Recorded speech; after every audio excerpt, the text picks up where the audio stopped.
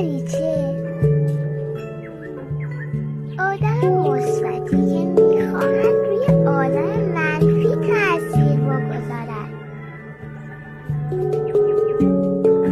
و فرشته‌ای که همه ماجرا را دنبال میکنند. نمایش عروسکی دو دریچه. کارگردان مهدی زراعتی. عروسک گردان ها شیما رمرودی، یاسمن حمیدی، ریحانه کیخا، مینا غلامپور شهری، معصومه کور و فاطمه زوری. نمایش عروسکی